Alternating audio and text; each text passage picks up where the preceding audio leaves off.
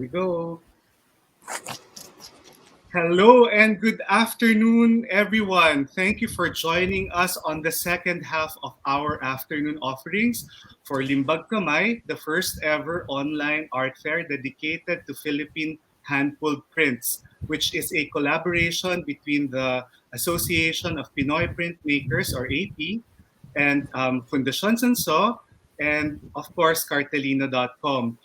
I am personally very happy to introduce two of our guest speakers this afternoon who are representing venerable museums. Of course, we have the Senior Manager for Collections, Ms. Aprille Tijam, representing Ayala Museum, and the Officer in Charge of the Visual Arts and Museum Division of the CCP, Ms. Rica Estrada. So magandang hapon April, magandang hapon Rica. Hello, good afternoon. Good afternoon. Nice to see you both. Oo nga, it's been so long. I'm very excited because very rarely do we get to hear museum workers, and I've been working from time to time with April and Rica for at least what, almost 20 years? Right. Or a little More. over.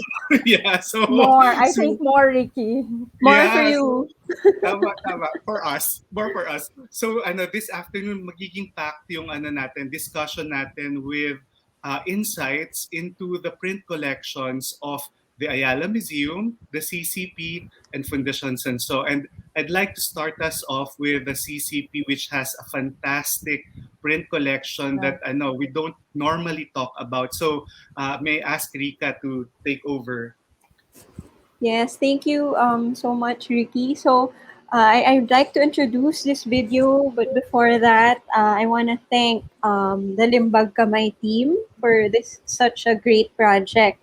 And I'm learning so much from all the talks that you've been having and will continue to have in the next few days. I think everyone is knows very well that CCP is really trying to spread the news about printmaking and share this art form to everyone since the very beginning. We work with AP very closely, Right. and it's been such a great experience having their studio at the Folk Arts Theater. So I want to thank specifically for the support and the assistance of Limbag Kamay in creating this video. Actually, without your support, we wouldn't have been able to do it. So thank you so much. And then maybe just a tiny disclaimer at the beginning that the information that we have is based on our archives and our collections, which may be incomplete, especially in the post-EDSA years until the 90s. But we tried our best to come up with useful information for the viewers.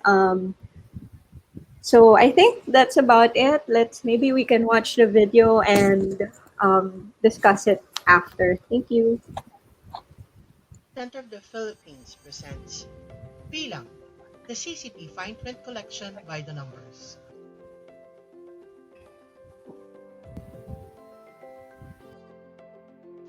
The Cultural Center of the Philippines plans and implements programs for the development and promotion of the arts, music, dance, theater, and the visual, literary, cinematic, and broadcast arts. Since 1969, when it was inaugurated, it has sponsored programs and activities such as festivals, exhibitions, competitions, and publications to preserve, promote, and enhance the artistic and cultural heritage of the Filipino people, and to develop audiences that will appreciate and support artistic and cultural work.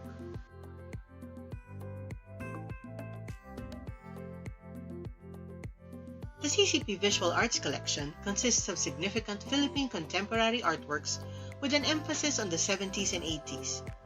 Composed of over 2,000 items, paintings, prints, drawings, sculptures, and mixed media works, these were acquired through bequests by artists and patrons and by acquisitions made by the then CCP Museum and the defunct Museum of Philippine Art.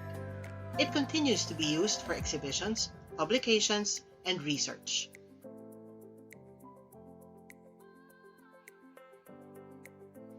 A print is an image made from a matrix, be it an intaglio plate, relief woodblock, lithographic stone, serigraphic silkscreen, or metal plate for offset press, among others, capable of producing a certain quantity of like images. The print is most usually made on paper, but may also be made on other surfaces such as cloth, metal, or ceramics. A print is produced in numbers, in an edition either small and limited or large and practically unlimited.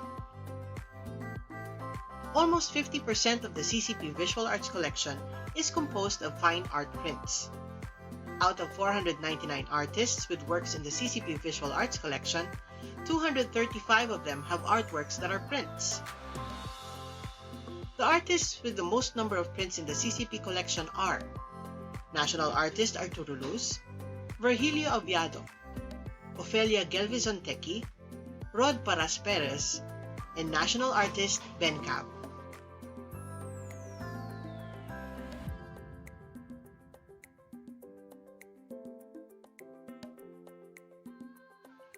Printmaking is an artistic process based on the principle of transferring images from a matrix onto another surface, most often paper or fabric. Different materials, tools, methods are used in creating the image on the matrix to create a wide variety of printmaking techniques. As such, it allows the possibility of producing multiple originals, thus democratizing art. There are many types of prints.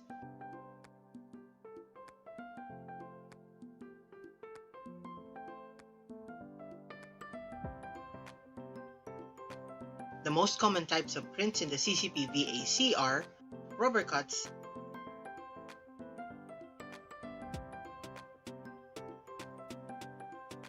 and etchings.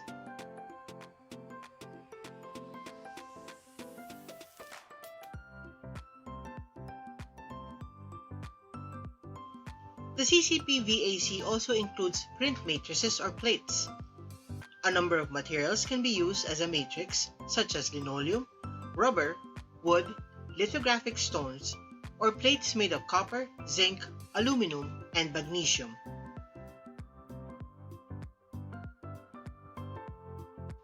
Fine art prints are often produced in small quantities. The number of prints obtainable in optimum quality is limited by the endurance of the plate or matrix. When a worn-out plate begins to show signs of deterioration on the impression, the artist is obliged to stop printing in order to maintain the consistent impression or image. These prints are then numbered below the printed image to indicate the total number of prints pulled from the particular plate. This is known as a limited edition. The most common edition type in the CCP VAC are artist proofs. An artist proof is a proof reserved from the artist outside the main edition, which may also be numbered. The CCP Visual Arts collection also has multiple editions of the same print, such as this one.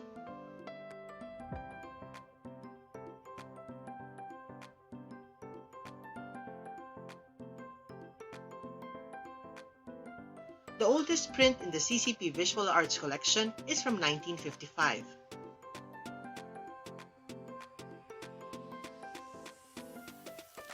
The smallest print in the CCP Visual Arts collection is just 8 by 6 centimeters.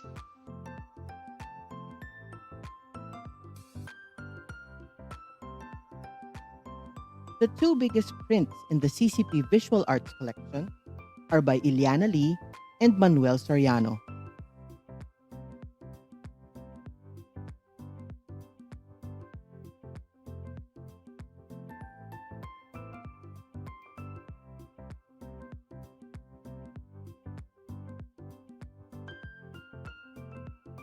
Artists Manuel Rodriguez Sr. and Rod Paras Perez were two of the earliest proponents of printmaking in the Philippines, and both have their works in the CCP Visual Arts collection. Manuel Rodriguez Sr. was a co-founder of the Philippine Association of Printmakers and is often called the father of printmaking in the Philippines. Rodolfo or Rod Paras Perez contributed to Philippine graphic arts by promoting the discipline and sophistication of printmaking among his fellow artists.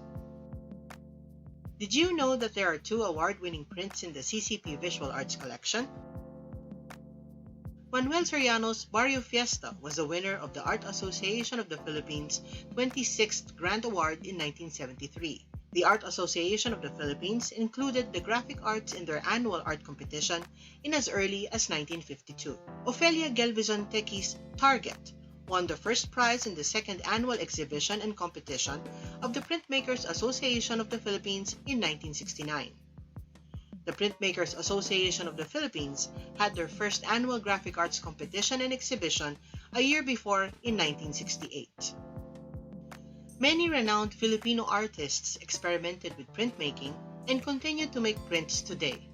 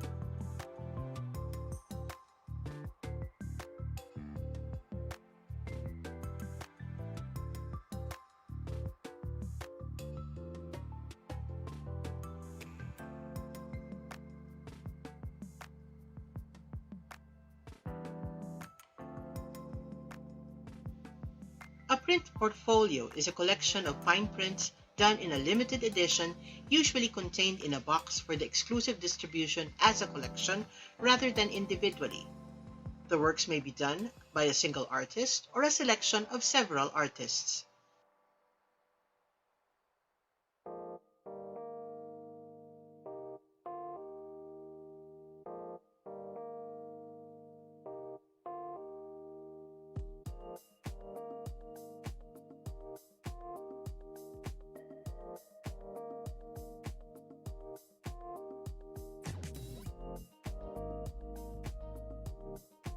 "25 at 45" was Printfolio made in celebration of the CCP's 45th anniversary in 2014.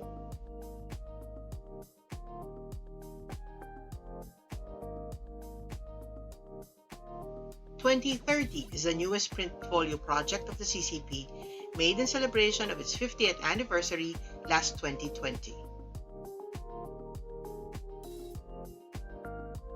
The CCP has held over 50 printmaking exhibitions since 1970.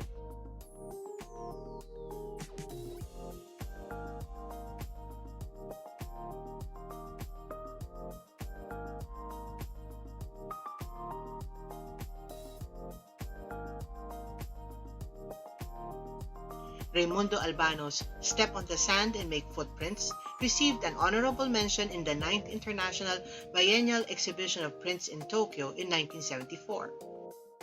The work was exhibited in the CCP the following year.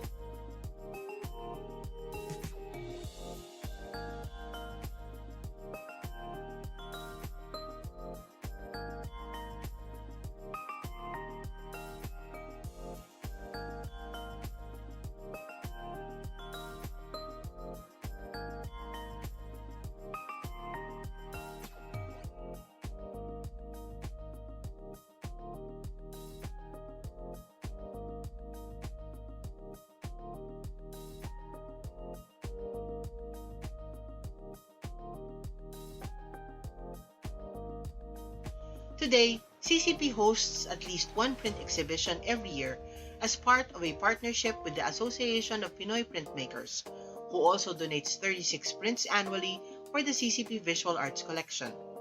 In return, CCP provides them with their studio located at the back of the Folk Arts Theater.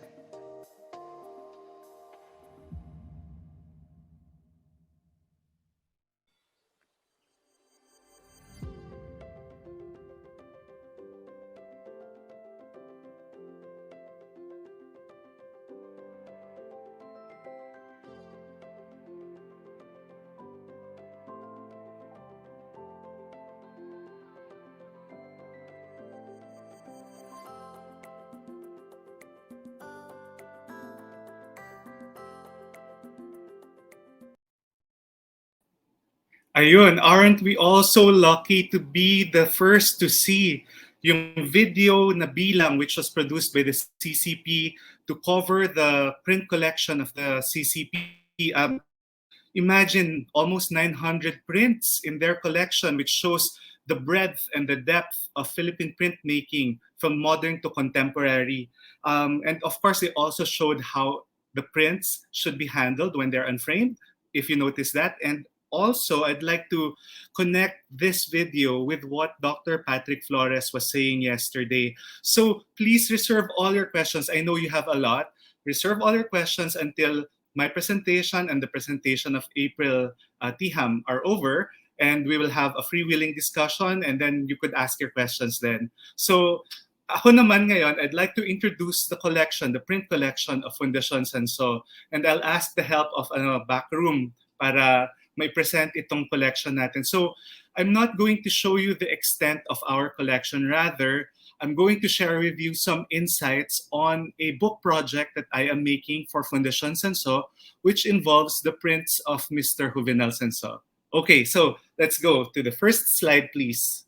So Mr. Juvenal Sanso is known mostly for his paintings, but he made his first copper plate etchings in 1955 and had his first exhibition of prints here in the Philippines in 1957.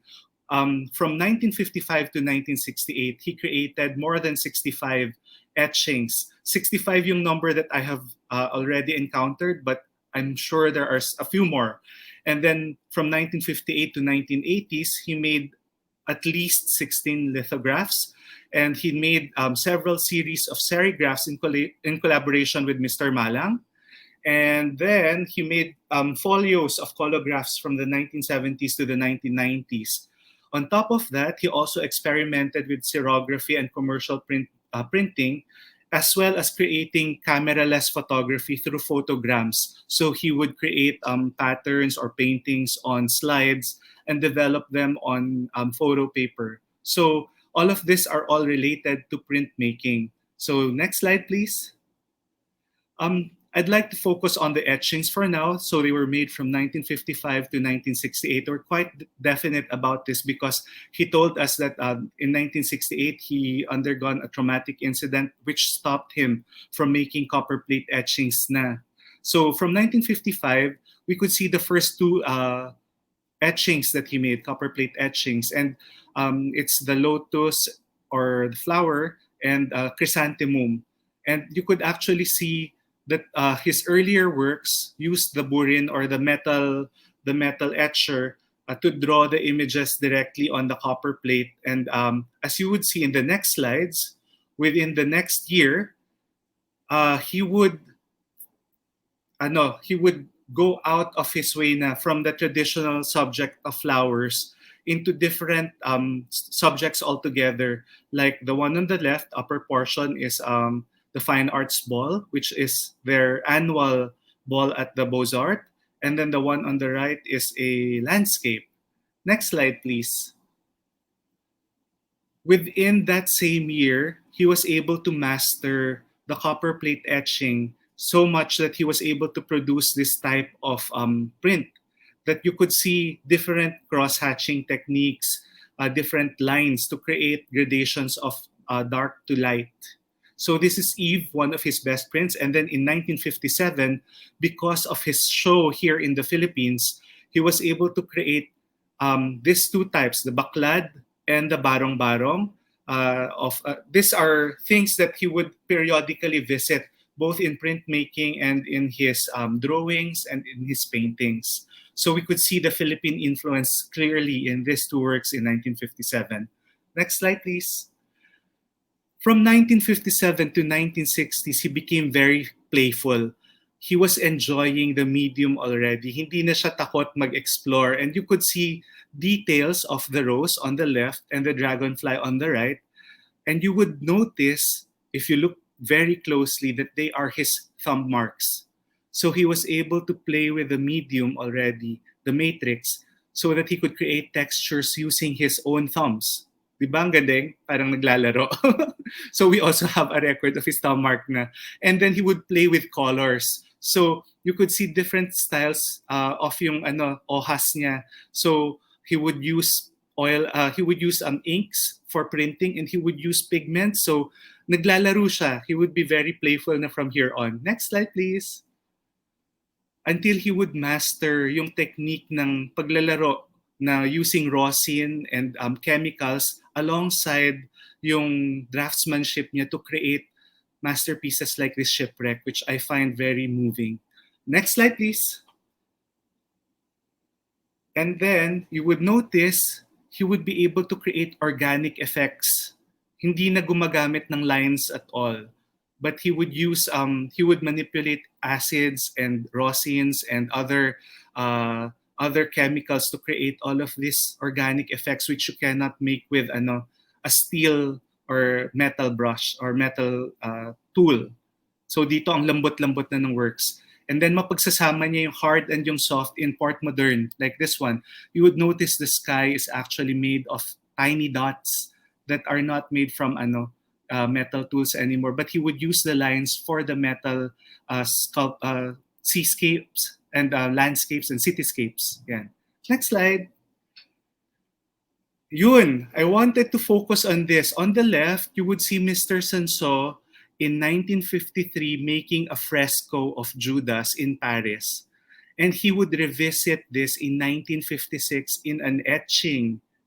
So looking at his prints, I've discovered some stuff about Mr. Sanso that parang meron siyang nag-e-enjoy siya in transferring images on the one hand. So parang the fresco kasi you have to make a drawing first on paper and then use needles to punch in holes doon sa drawing, and then you blow carbon to transfer the image from the paper to wet cement or wet ground. Tapos doon mo bubuuin yung fresco. Samantalang sa print, you have to etch it first on a matrix, yung copper plate, and then transfer that using ink onto paper. So it's something that he seemed to enjoy. And another thing is that he used yung past works niya, he would revisit them and express them in different forms throughout his career. Next slide, please.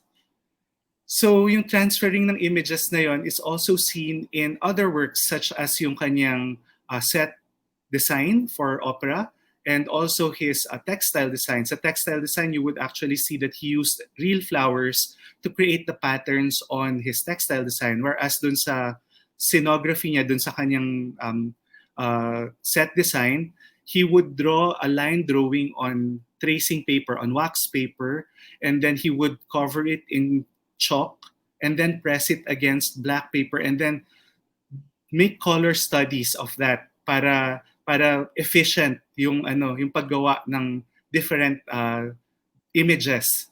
Meron kang parang pattern on which to base it on. Next slide, please.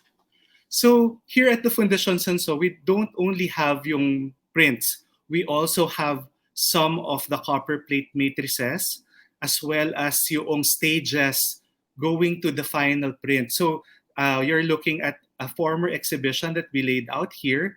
And you would see at the leftmost side yung copper plate, and then the first stage, second stage, third stage, until it reaches the 7th or 8th stage na dun lang magiging final. Next slide, please. So, for example, we have this the walled city. This is the first stage. Next slide, please. you would see it become darker in the second phase, and at the left corner you would see additional details like parang may road na binubuo. Next slide please. Until we reach the final walled city na pinirmahan niya na. Ito na yung happy na siya.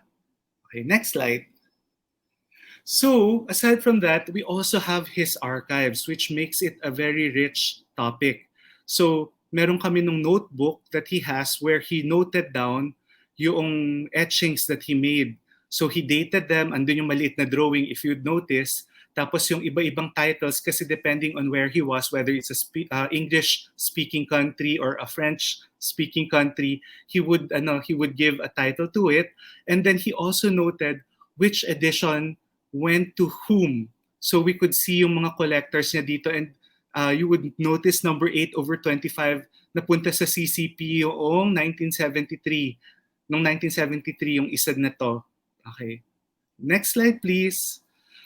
Because of the prints, because he was able to create multiple originals, he was able to become part of exhibitions elsewhere, and he was able to give some of these prints into various collections. Some of these works were acquired by various institutions. So, for example, remember at this time wala pang budget airfare. So you have to go, you have to plan your trips, and as an artist, the prints enabled him to bring his original works during those trips, and he would be able to exhibit, and he would be able to organize yung things that he needed to do.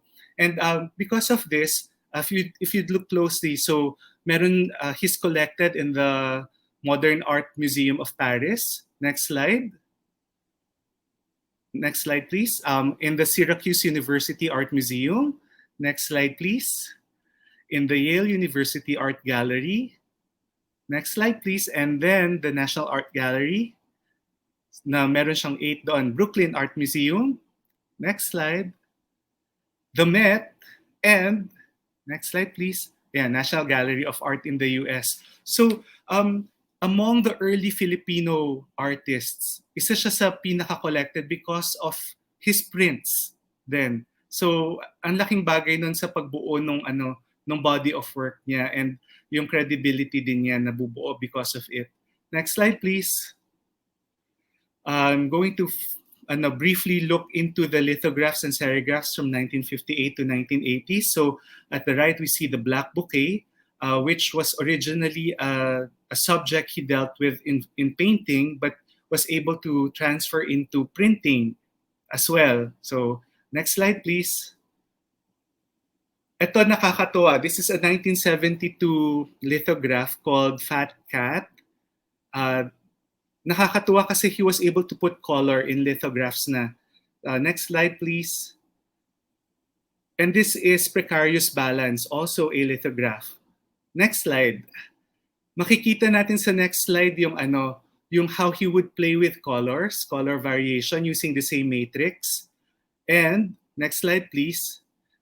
Using the same matrix, he would also make image variations to create totally new works. So yeah. Next slide. Itong lithograph na to became the subject of so many paintings in the year 2000s na. So naglalaro yung revisiting niya, yung idea of revisiting past works. Tapos if you would notice, yung Female with Flowers, it's also one of the earliest prints naman in the 1960s that he made in etching, black and white. So nakakatawa. Next slide, please. In 1972, he would make several lithographs of the Breton houses and boats, which are very colorful and very simple. Next slide. So makikita natin dito yung parang simplified version na mas hiyang doon sa lithography. Pero andun yung color. Next slide, please. And then we would look at his 2000s work na painting ng Breton houses. So after three decades, babalikan niya yun, tapos gagawin niya ng canvas paintings. Next slide. I'd like to focus on the colographs from the 1970s and 1980s. Ang colographs dito, some of them, gumagamit lang siya ng Lawanit and Elmer's glue para mabuo yung matrix. So makikita natin yung artwork sa right, it's actually yung nakita niya sa ati-atihan sa Aklan. Next slide please. He would use that technique ng colograph for his traditional subjects like yung baklad at saka yung Brittany. But next slide. He would also use it for more playful experiments like yung sinabi ko yung sa Aklan, yung ati-atihan. At the right, you would see the drawing which was made hurriedly. Gamit niya yung kanyang sketch pad and he would draw it while it was there. And then the left naman would be a holograph version of this drawing. These holographs were made in collaboration with Pandy Aviado, also a master printmaker. This is another exploration. So if you'd look closely, the previous slide and this slide are actually the same image, I think. Okay. Yeah, it's the same matrix, but treated differently using different color variations. Parang magkaiba na sila totally. Next slide, please. Yeah. So I'll close with this. Yung naglalaro siya, we could see the playfulness and creativity of Mr. Sanso in the different prints that he made. And for me, as a curator, looking into his prints, marami ako natututunan just by seeing them closely. So I'll close my presentation and introduce our next speaker now. Yeah. Our next speaker is the senior manager for collections and exhibitions of Ayala Museum, and she will be presenting her study of Zobel prints. I'd like to introduce Ms. Aprille Tijam. Hello, good afternoon, Ricky. Thank you very much for the introduction. And first and foremost, magandang hapon po sa inyong lahat. Good afternoon to all. I'm very grateful to take part in this discussion with Ricky and Rica. And congratulations to Limbag Kamay. There are a few more days to go before the end of this week-long print fair. Please allow me to share my screen.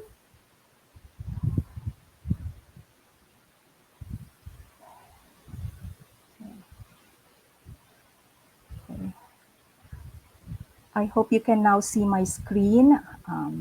This afternoon, we would also like to express our gratitude. Ayala Museum would like to thank Limbag Kamay for the opportunity to share our virtual exhibition entitled Fernando Zobel, Prints and Drawings as part of this print fair.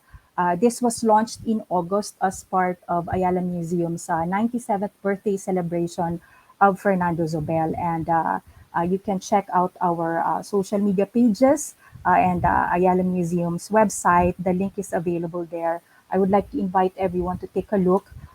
This more or less would give us an idea of the many prints and drawings that Mr. Zobel created, and it's part of the museum's collection. So this is a scene in the online exhibition. It presents more than 40 from the collection.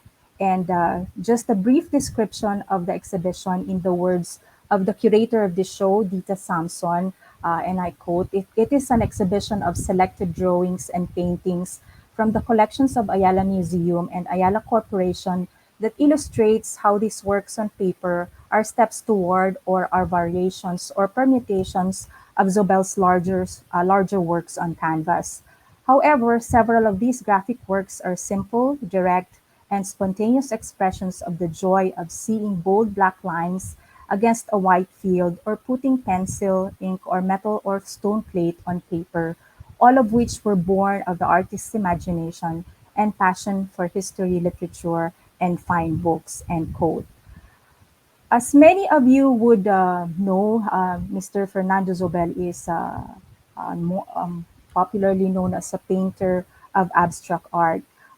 Little is known about him as a printmaker. So this afternoon, please allow me to share more information about him as a printmaker and some of his works on prints. So his involvement and interest in printmaking started when he was an assistant to curator Philip Hoffer at the Department of Engraving and Graphic Art at Harvard College. So this was from 1949 to 51.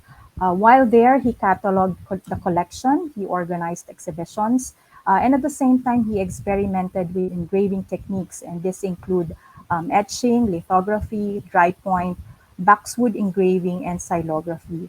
And some of his prints were first exhibited in the exhibition, original prints in this gallery in Boston, where his works were also exhibited alongside works by Picasso, Chagall, and Cezanne, to name a few. And then when he came back, he was very active in the local art scene. He participated in the competitions of the Art Association of the Philippines, wherein he won first prize in the modern art category of the AAP competition in 1953. His work entitled Carosa.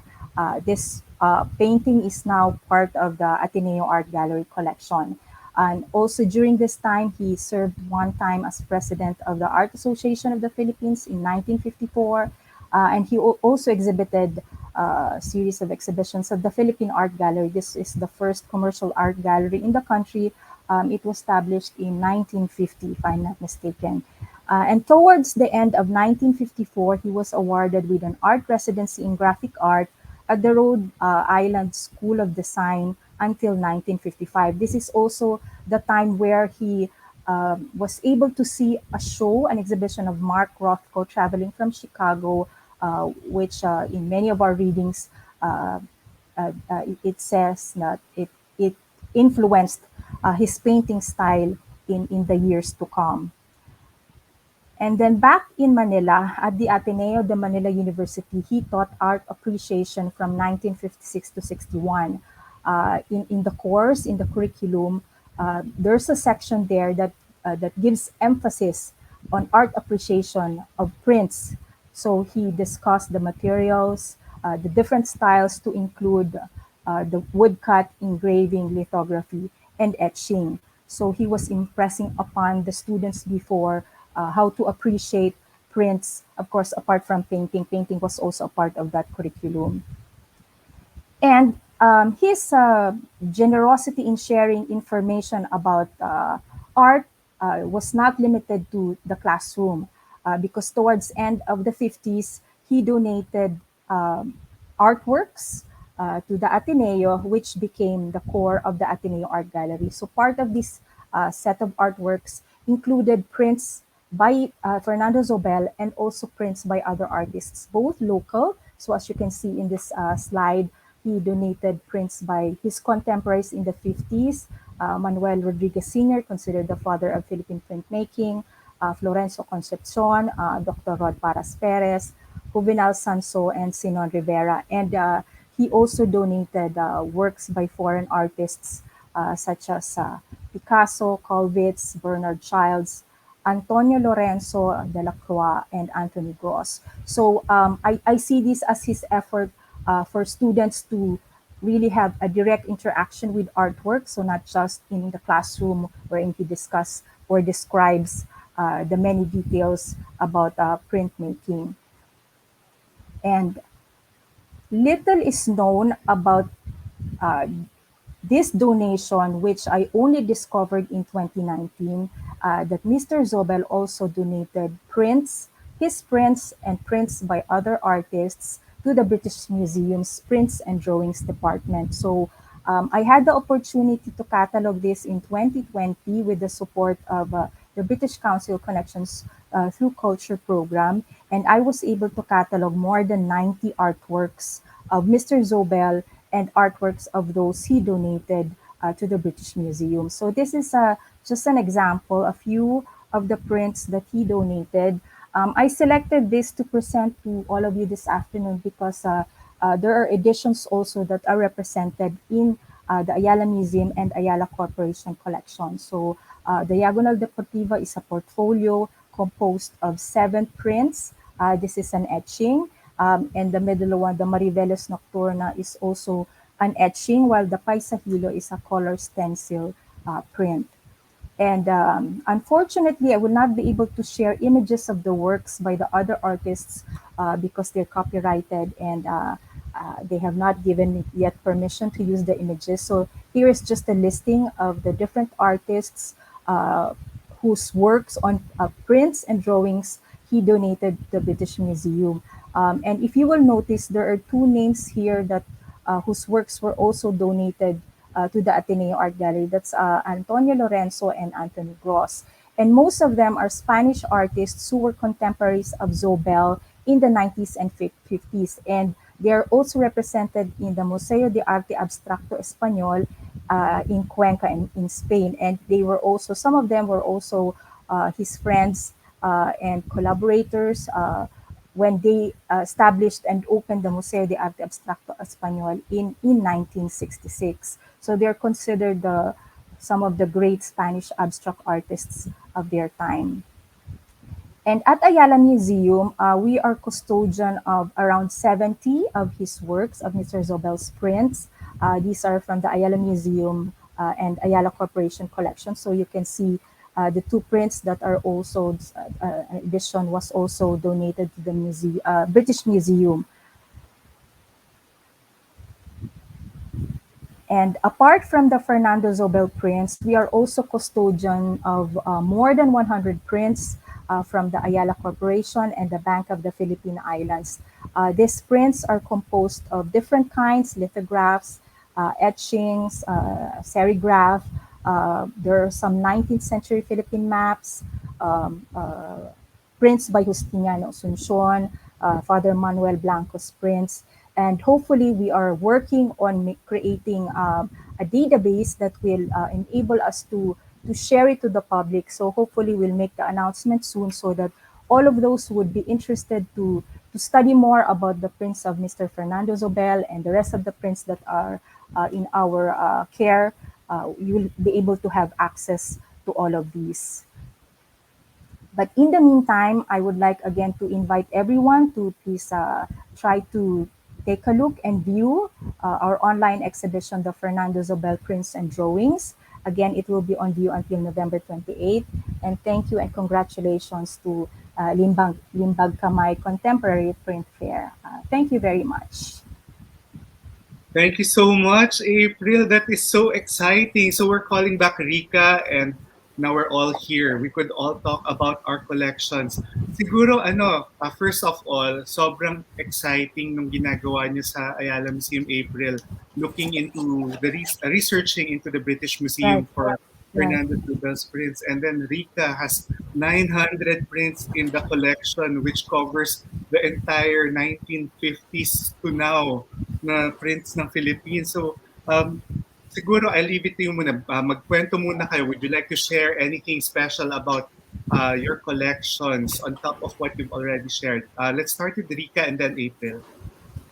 Yeah, actually, I forgot to mention at the start, no, this whole COVID thing that's happening allowed us to do a more thorough research and really look into our collections, which allowed us to see all of the prints that we have all through the years. And we actually have one print that's much older. We have a 90 Jorge Pineda Wow. lithograph from 1901, but we're still doing further research on it, so we didn't include it yet in the video. But that was very interesting for us, considering CCP is not as old as the other institutions that we have in our country. Now we just celebrated 52 years this year. So it was really interesting to find that 1901 Jorge Pineda, which is a portrait of Jose Rizal. I also want to share with everyone here that we also have prints by Sanso and Sobel that are also really interesting that I kind of thought about as I was watching the presentations. It's so interesting to really see, the development of an artist in terms of their Correct. printmaking. And I think in our discussion before we started, we were all thinking about how exciting it would be to know where each of the print in an Correct. edition goes. Correct. Correct. So yeah, maybe Miss April would wanna Yeah, talk about that's that. correct. That's correct, Rika. Because as we were discussing earlier, it's good to know that it's there in the Fundacion Santo or it's in the CCP. Because prior to knowing where some of the editions might have gone, it's always like you just take it for granted that you're not aware where it might have been exhibited, or which collection it now belongs to. So it's like now a puzzle, and nakakatuwa siya because now you see the relation.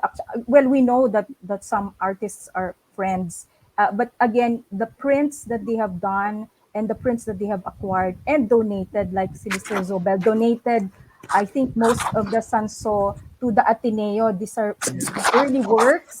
And then so it would connect the kind of relationship they might have. Because kumbaga, these are some of the details that are not written because it's part of oral history. So, and again, we don't know how one might have acquired the works of one. So it's very interesting actually. And it's Actually, parang, yeah.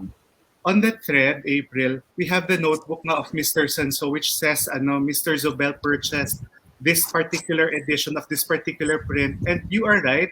So from Mr. Zobel, it was donated to the Ateneo Art Ateneo. Gallery naman. Yes, Yeah, tapos yes. meron din kami notes na one of the prints eventually ended up at CCP. Correct, Yeah, when correct. I saw that, I really made a note of it, and we'll try to look for that, and we'll share it with you also. Correct. And it speaks, Ricky, of the provenance, because sometimes when it gets endorsed to a museum, the information is also not complete, meaning like ang naka-reflect lang is the latest owner, and then but the previous, kunyari, it passed on to like 10 hands before the museum or whichever collection.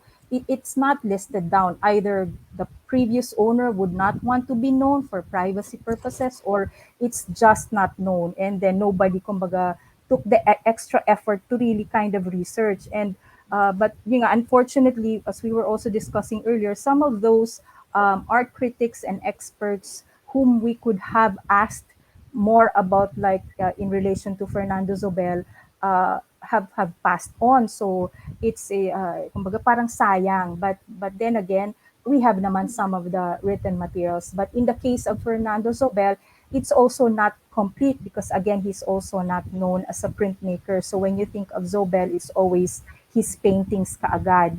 So this is also a challenge for us at Ayala Museum, that we hope that we'll be able to research more on his prints, to be able to share awareness about his works, and at the same time about his efforts of being able to share it, like through the donations.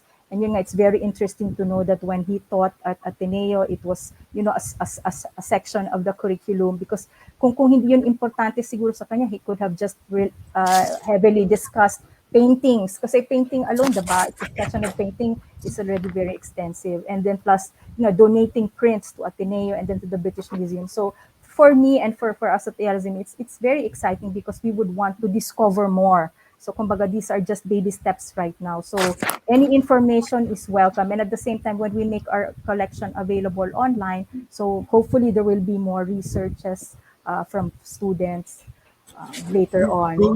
Going on to yung prints being multiple originals, sobrang natuwa ako kasi in the case of Sobel and also of Sanso, the having prints enabled them to donate to various institutions or Yes. be acquired by various institutions Yes. internationally. So Correct. sobrang Correct. nakaka-excite for me yung idea na because of the prints, nakaka-travel sila with prints and nakakapag-exhibit sila abroad when Correct. it was so Correct. hard, especially for Mr. Sobel was a rich man, so it was probably easy for him. Pero some other artists had a Yeah. harder time, and prints were a wonderful way of bringing Philippine art abroad Right. in Right. an economic manner and a Correct. democratic manner. Yeah. Correct. And it's very manageable to bring, meaning hindi siya kailangan naka-crate or anything, especially like, it depende of course sa size. So it's very manageable, I would say. Mm. As museum workers, do you feel like this is a personal question na since we're all friends and museum workers at the same time, do you feel that museums here are doing enough, or what can museums do to promote and to preserve prints and to promote prints as an art form? Kasi in comparison nga to paintings, for example, prints always are parang in the background, or preparatory Right. phase lang siya, or afterthought lang. So, can you share your thoughts? Rika? Okay. Ako, Um, nakahiyaan pa. nagturoan. um, Well, I think each museum really has their own, slant and what things they're interested in, what things they are advocating, really. So I think, from all the museum workers I know, everyone's doing, their best in this kind of situation that we're in. I mean, even pre-pandemic, museum work is really,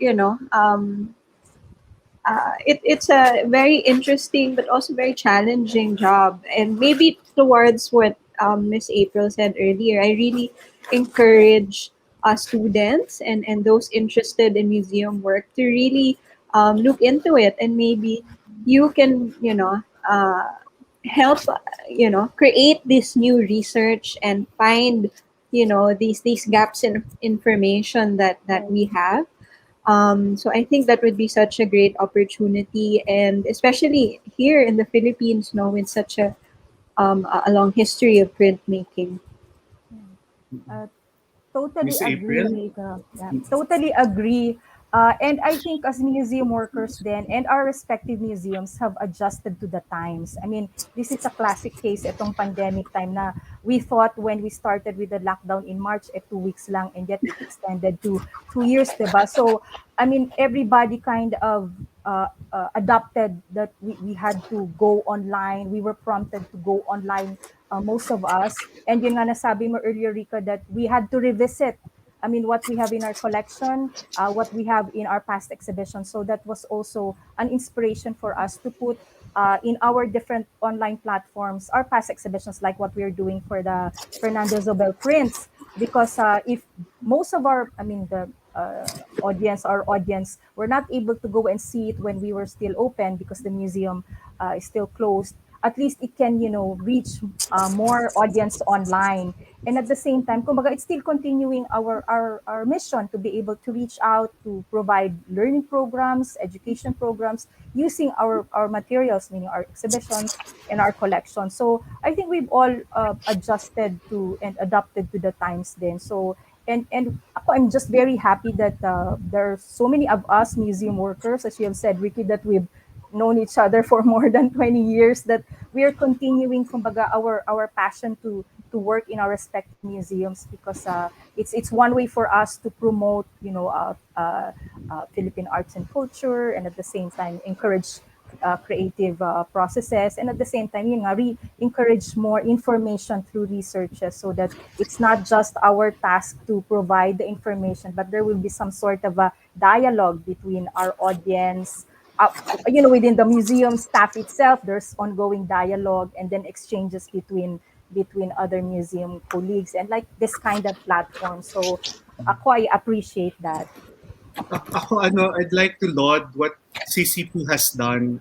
Kasi parang it promoted prints in two ways recently.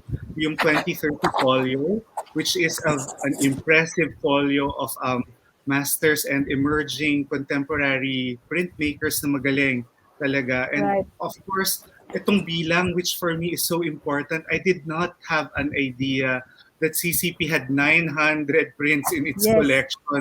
Parang wow, amazing. Tapos of course, Ayala Museum came up with its own online exhibition of prints, Right. which was parang also connected with the research that you have been doing Yes. independently. Yeah. Right. Kami naman dito, working with Association of Pinoy Printmakers and Cartelino, we see this opportunity, Limbag Kamay, to focus the spotlight on printmaking as an art form, but also I just like to raise the advocacy, kasi this is not just Yeah. an art fair, it's also a fundraiser to be able to fund 8 desktop etching presses to be distributed around the country. There are so many people who are interested in making prints, but having the press is one of the things that they Right. need to do in order to do this. And if you will notice, like we have various artists and various art groups and schools from as far as Baguio in the north or even farther. Tapos we have groups in Siliman University, Right. in Bacolod. and even in Davao that want to create prints, and they're doing so using kahit na kutsara lang and Correct. halawanin. So giving this presses will actually enable the printmakers to raise the notch higher in their Right. practice. So yeah, thank Right. you. And ako, super grateful ako sa support ninyo, Rica at April, for Ayala Thank you. Museum and CCP, that you are allowing us to have this moment and share these thoughts with you, and share the advocacy of printmaking to the greater public. Yeah. Yes. If I could just add to what you said, Ricky, no, Yes. because we've been also working closely with AP, and we do workshops, also for teachers, for students, museum workers, also museum and gallery workers, and it's such a what we hear most often is really how can they get access to a print studio or to a press. So this sort of fundraising is very important, especially if we can share it with schools, because that's really how printmaking started here, diba? The Right. print workshops in PWU, UPFA, so really allowed artists who aren't necessarily printmakers to look into or try making prints. Yeah. Yeah. So on that note, then I'd like to share a comment from Angela Silva about viewing rooms in museums, so that the public can access prints off of the frame.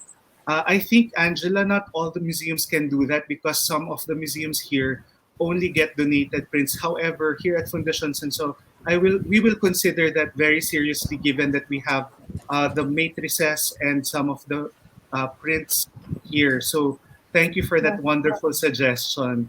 And there's a Correct. question from Marica Season. Are there any special archiving measures your museums practice for fine art prints aside from paper preservation and conservation? So siguro, let's start with April and then Rika. Yeah, at Ayala Museum, most of our prints are framed because it's one way for us to keep it, in better condition. In relation to paper conservation, we just practice the standard museum preventive conservation measures, proper storage, proper lighting, and when it gets exhibited, the light levels that are recommended. But yeah, right for now, that's about it for us. Yeah, same Rika? for us. As much as possible, we try to follow the standards for preventive conservation and preservation of the prints. Since we have so many prints, a lot of them are unframed. But what we've been able to do, we actually mount them. So they're mounted with foam board or with other materials that will protect the prints, but won't take up so much space, because of course space is such a problem for all museums, I think. Correct. So it's quite difficult to store artworks, especially if you have so many. So Correct. for us, uh, if they don't need to be framed, or if they weren't framed originally, for example, the donations that we get each year from AP, these are mostly unframed. So those are either we mount them, or we have a special uh, location, and using flat files and drawers that are specifically for unframed works. Yeah. You might have seen some in the video earlier. Yeah. Ako, I'd like to plug in the Lopez Museum and the Ortigas Foundation Library. Both of them have print collections, and they also have conservation labs that take Right. care of their prints. Here at Fundacion Senso, we identify the most vulnerable prints that we have, and being trained, we also wash our prints. Pero that's just us internally, because that's the scale that we could do things. Yeah, thank Yeah. you. Okay, are there other questions from the group? And checking the thread. So Angela said that it's so heartening that institutional support and cooperation to highlight print collections and art history. We hope to see more sponsored workshops that would encourage the practice. Thank you. Ayun. Yeah. Thank you, Angela. Dalawang comments mo nang gusto ko. Thank you.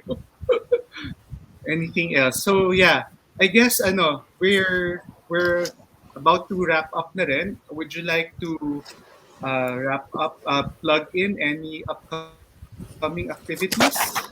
April, you first. Yeah, once again, thank you very much to the organizers of Limbag Kamay for this opportunity to participate in the Sprint Fair. Once again, I invite our audience here to check out the print exhibition, the virtual exhibition, Fernando Zobel Prints and Drawings. And hopefully, again, we'll be able to make all the prints, not just of the prints, but the rest of the Ayala Museum collection accessible online. And please do check out our social media pages.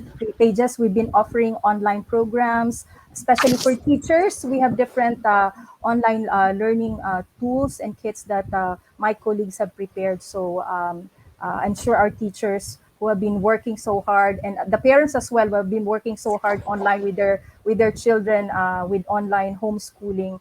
I'm sure they'll find valuable resources in most of our online offerings. So thank you so much. Thank you, Rica, and thank you, Ricky. Thank you so much, April. How about you, Rika? Yeah, I'd like to thank again Libag Kamay for this opportunity, for helping us, supporting us with in making this video. Um, and I'd also, of course, like to promote our 20 over 30 limited edition print portfolio. We have a virtual exhibit. So it's the first exhibit that we mounted in CCP since we closed last year. So that was quite exciting for us. We also have a YouTube video series. Specifically on the printmaking techniques that were used to make the prints in 20 over 30. I think the fair actually showed it in the launch last Monday, so thank you for that. I also want to promote we have a free online exhibit catalog for our Tirada exhibit, Mhm. which was held in 2018. Um, it's a free downloadable exhibition catalog with essays by Patrick Flores, Imelda Cahipe Endaya, Pandy Aviado, and Jose Artivilla. It also has a timeline of the history of the AP, PAP, and all sorts of other exciting things. And lastly, I want to promote the CCP publications and merchandise that are part of Limbag Kamay. So the fair is actually also selling two of our print publications, Bakat and Limbag Kamay, which is I think where the name was Yes. based on. So I encourage everyone to get a copy of those publications, and please like and follow the CCP social media pages on Facebook, Twitter, and Instagram. Ayun. Thank you, April. Thank you, Rika. Before we go, though, I want to thank you both personally for setting aside time for this, even at short notice. Sobrang Right. dami kong natutunan as a museum worker. Sobrang dami kong natutunan about printmaking from your collections and from your research and activities. April, before we go, maybe you'd like to tell us, like, first half of next year, mag-open na bang Ayala Museum? We'll announce soon, Ricky. We'll announce soon. We're trying to adjust to so many changes these days. So hopefully you'll hear about it. But thank you. Watch Thank out you. for Thank you Ayala so Museum's much. reopening. Thank you. Okay, I'll take this opportunity to plug in one more. It's not for Fundacion Senso. We're working on a print exhibition for Mr. Senso, and we will upload it as a 360 video soon, like within the week. But I'd like to plug in that the Purita Calao Ledesma Foundation has around 100 Manuel Rodriguez senior prints. So that's a Wow. valuable Wow. resource. Wow. The Lopez Museum has another like 200 Philippine prints in its collection, aside Wow. from the 600 maps in its collection. So Wow. they're also a valuable resource. And the Ortigas Foundation and Library is now open to scheduled visitors at Green Hills, so very accessible. You just have to call them. So we are working here as a community, and it's something that Yes. we think printmakers became the first among the artists groups. Kasi painters are very solitary, whereas printmaking, you have to have assistants in some parts. And here in the museum world, we are also doing the same. Yes. So maraming Yes. salamat, Thank April, you. maraming salamat, Rika, at maraming salamat sa ating mga viewers this afternoon. I hope you'll Thank tune you. in again tomorrow for the next salvo of talks and lectures. Thank you. Thank Bye. you.